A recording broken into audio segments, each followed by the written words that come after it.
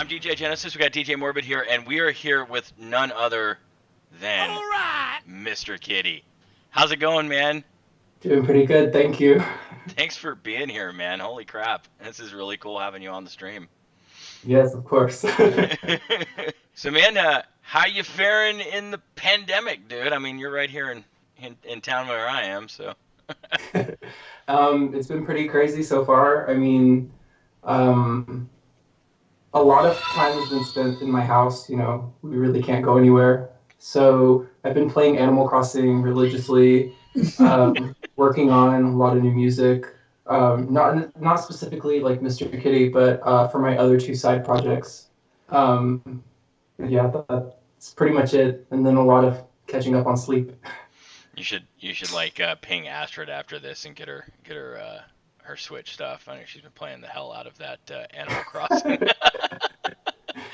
It's like addicting. I can't like get away from it. You just get sucked into it, and then you give all your money to this virtual raccoon, and you're like, wow, what am I doing? So how much real world money have you spent on it? You don't necessarily use real currency in the game. I just spend time like going to other people's islands and like figuring out what items they have and trading and whatever.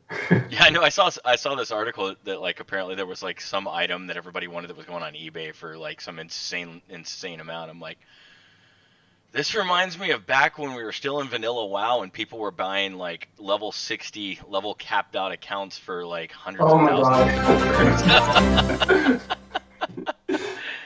remember I had a friend that bought me one of those because he wanted me to be on the same level so I could do like raids and stuff with him. And I He's didn't like, even here. know what was going on. It was just the screen was going so crazy, and I was like, "How do y'all play this?" It reminded me of Fantasy Star Online, but I was like, Yeah, I'm actually really excited. They just released that on the Xbox, like the new version of that, and I haven't even had a chance to play it yet. I've been trying to find time, but you know, DOS Machine Online, it's pretty busy. "Of So, course." so you got any like other like that remix was really hot, dude. That was really good. Like I'm over here just like yeah, and then the hype train goes up. I'm like what? So, I got hyped. So, um, are you working on anything right now with anybody else like outside of that? Hold on, what's up with these lights? There's two bands that I've talked about before, and I'm actually, I guess, able to announce something for it because they've announced it, so I guess I can announce it. So I'm like, okay, cool. The first one is with the Los Angeles noise band called Health. Okay. So we're working on like a collaborative piece, and I'm like producing the entire track, and their vocalist is going to sing over it, and I guess John is going to help produce some of it too. And the other one is I'm going to be featured on a song with Prayers. Oh, nice. That's cool, dude. I love those guys, man. They're pretty cool. So, any So, idea are when you that's gonna able to come out? talk? Are you able to mention your side projects at all? I saw in the Oh chat some yeah, people are asking totally. about that. Yeah, I'm looking at the chat right now. I think it's still going. Oh, somebody said Castlevania. Wow. um, Castlevania.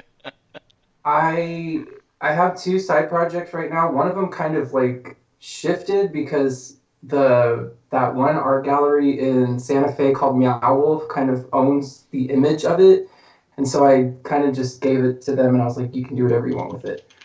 So I have a stuffed sea lion called Mimu, and the music that I make for that is like pop music with like it's just like rave music, fast and loud and auto tune and high pitched vocals, kind of like, just like anime music, I guess. I don't really know, but it's more of like the music that I make that I don't want my brain to like come out with on Mr. Kitty. So it's kind of just like, oh, this is what I like. If I wanted to like auto tune a harpsichord, that's what would go on that album.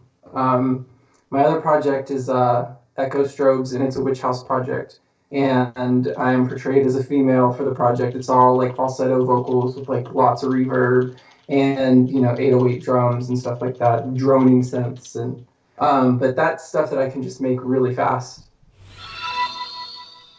Cool. But yeah, it's I kind of just have both of the projects to not produce so much music for Mr. Kitty, because if I start like, going into other fields of music, people will be like, well, I don't like this. And I don't necessarily care if people don't like what I do. It's for me. And if they don't like it, then they don't have to listen. You hit that like you hit like a certain point and you're just like, okay, so I did this thing and y'all like this thing, but now I'm at this point and you know what? I'm gonna do this thing here. And everybody's like, but we don't like that. And you're like It's like one time Ronan from BNB Nation told me something. He said, you can't please everybody. So the analogy he gave me was, you could give everybody ice cream for free, but not everybody's gonna like it, because they're gonna be like, well, I wanted vanilla or I wanted chocolate. right. And Ronan's like, it's fucking free ice cream. What do you Right. mean? Well, you had mentioned earlier when we were talking that there might be something that you're doing this coming week, right? Online. Oh yeah, of course. I like totally forgot about that. I was like, was in the shower dissociating, and then I totally forgot. I was like, whoa. This is why I Um, like ask people stuff before we actually go on stream so I can remember this and go, oh hey, so there was this thing that you talked about that you were telling us and like you want to talk about it now? oh yeah, so I'm doing an online concert. It's going to be multi-streamed, or not multi-streamed, but simulcasted to Facebook, YouTube, Instagram, and I'm gonna try Twitch. I don't really know. I haven't done anything on Twitch, so this will be my first time like streaming out here, I guess. We got to get you Uh, like one of those simulcast logos that you can put down like the bottom right hand corner. yeah, there's so much that I can do, and every time I look at it, I'm like, wow, my channel's gonna look really crazy. But I'm basically gonna do the set that I was supposed to do at South by Southwest, with new lights and songs that I haven't played from Ephemeral. But yeah, so it'll be my first time doing a concert like directly to my computer. It's really strange to think about. Yeah, I mean, even being a DJ, I mean, yeah, we DJ with with a computer and stuff, right? But it's like there's always like people out there, right? Like Mm. we're here and they're out there. But now it's like I'm here and there's a wall and a camera. And I'm like, Oh yeah. this is kind of weird. I think it's pretty funny because I do the same thing. I don't practice in like a practice space. I practice in my apartment. So I get really hyped when I'm working on like a set and I'm like going nuts in my room and screaming and yelling. And then it's like everybody else can't hear what's going on in my headphones. So everybody just hears all these really out of tune vocals, or, stuff like that, or me making really weird vocalizations. And I'm like, what are you doing? It's like, dude, don't fuck with the creative process, yo. And I'm like, wait, put the headphones on and you can hear all the Like, vocals, and it's like dude, all don't auto-tuned fuck and with the pitch creative corrected, and it process, sounds yo. nice. And I'm like, wait, put the headphones on and you can hear all the vocals. So, quick and it's all question for us. auto-tuned and Fuck with pitch the corrected, and it Because sounds you nice. played all over, and I asked the Centrifuge the same question. So, quick question: what country Hold on. outside of the U.S. do you love going to? And I asked the Centrifuge What country the same outside of the question. U.S.? What country Hold on. outside Let's of the see. U.S. do you love going to? So the crowds in Germany are usually pretty receptive, but I think going to Mexico is probably my favorite place to play right now. Although I haven't been to anywhere in Asia or anywhere else. But Mexico, the crowd is just always enthusiastic every time we come through. We could have probably like we've played there, I think, like 2 or 3 times, but it's just always like the first time I'm like ever playing there every time I come there, and they just lose their mind.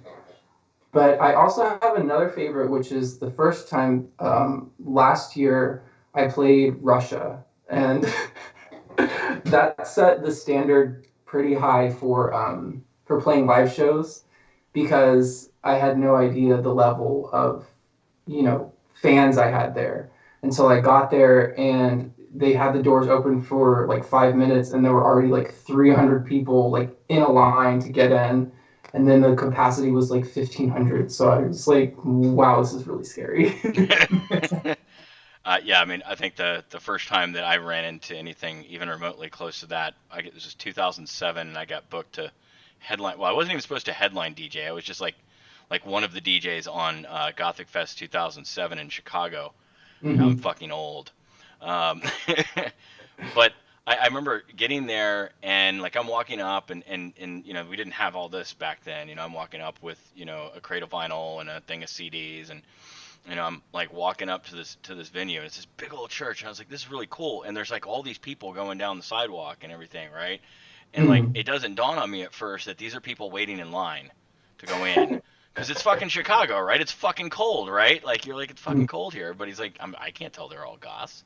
There's some, and I was like, oh man, there's a lot of goth people in Chicago. This is cool. And then I realized when I get up there, I'm like, fuck. Like about 3 hours before I boarded my flight for Chicago from LA, I got a call from the promoter, and he goes, yeah, so the headline DJ just backed out, so you're the headline DJ. And I'm like, I'm gonna what?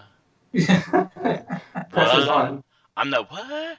And like like Shadows is like the headline act. Like I'm going on right after they finish playing. I'm playing the rest of the night. Now apparently playing the after party, and I'm like, well, okay.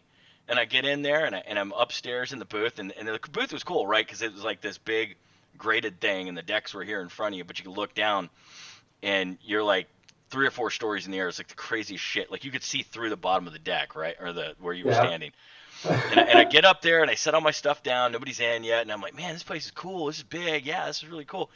And then they all start coming in by like 10 o'clock. I'm looking and I'm like, holy fuck, I'm gonna look like an asshole tonight because I don't know that I play that good. Yeah, I've been sort of where you're at. It's one of those like you're like, where did all these people come from? It's always weird, like in things, situations like that, when there's big crowds, and then you either play a song that somebody, a DJ, either plays a song that you've made or like that you know, and you go nuts, and then people are like, "Why are you going nuts to this?" And I'm like, "I don't know. I like this song." Or in some cases in Germany, like I'll like hear a song that like I made or produced or remixed or something, and I go dance to it, and they're like pointing at me like, "Oh, you fucking did this." I'm like, "Yeah, that's why I'm here dancing to it. It sounds so good. It's like loud." Well, man, I got to tell you, we're honored that you came and agreed to join us on the stream. That's really cool. Like seriously, it's been really cool to have you here. Like, I mean, we were trying to get you to come and play the DOS Machine 1 year anniversary for Austin last year, but like I think you'd been like on tour at that point for like nonstop for like 6 or 7 months, and Oh yeah, that was like the end of 2019. I was on tour for like yeah, 5 months or something like that. Like it was like Mexico, and then we had a couple weeks off, and then we did like the West Coast 1 month, and then East Coast the next, and then Europe and Russia, and then we did some of like the South for December. But yeah, it was we were constantly gone. Like I wasn't home. I couldn't even like my brain just like started scrambling at one point. we mentioned this earlier was Centrifuge. Danny and I've been working on a little something that we want to Mm-hmm. maybe try and pull in here in the spring. So when we get around to that, we'll have to give you a call because it'd be cool to see if you're free, if you're not, on some crazy whirlwind tour because COVID's gone and everybody can go out and party now. Oh yeah, of um, course. but real quick, and we'll make our announcement after this. Um, like it would have been a great segue when you were talking about with Ronan, with what Ronan told you, but I probably already given it away because people are like, okay, we already know now. Fuck it, we'll just go ahead and say it. So it's cool having you here tonight, and we got the distinct pleasure and ability to be able to bring Ronan Harris of VNV Nation to DOS Machine Online. He will be with us next week right here on this Twitch channel. He's gonna be hanging out with us for a little bit. Like I know we were talking about this earlier. Like have you ever seen like I think you said it was the first time you'd seen it, like Home Alone. That Mhm. whole scene when Kevin like finds out that everybody's gone and they're he's running in and out of all the rooms like this, and that was totally me. That was absolutely me when I finished talking with Ronan online, and he was like, yeah, totally, we'll do this, and this sounds great. Yeah, I want to be a part of this. I'm like, oh my god, and he's like, all right, well, I'll talk to you next week. I'm like, you know, so I'm really excited. I know, everybody in DOS Machine is really excited, and it's one of those. It's like really cool to be able to have somebody like you on, who has had a conversation like that with Ronan.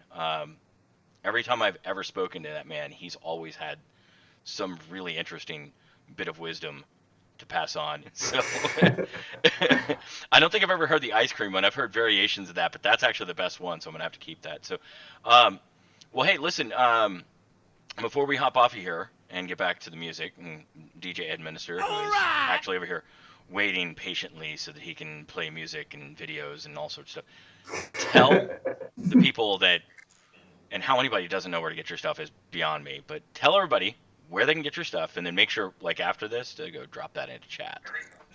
So all of my music is available on Bandcamp. I have two Bandcamp accounts, which is really strange. One of them is run by me, and the other one is run by Negative Gain. But all the money goes to the same place, which is to Negative Gain. So you can either go to mrkittydm.bandcamp.com, or you can go to mrkittynGP.bandcamp.com. The NGP Bandcamp actually has a lot more releases and a lot more physical stuff, but my other Bandcamp has like just digital. And there's like the first two albums that I did, there's like the demo version, not demo versions, but the early versions, and then the NGP one has the remasters, which is kind of weird if you listen to them both, because one of them sounds really bad and the other one sounds really good. All right, man. Well, hey, again, very honored that you came and joined us tonight. Thank you so much for being here. Of course, thanks for having me. Yeah, thank you.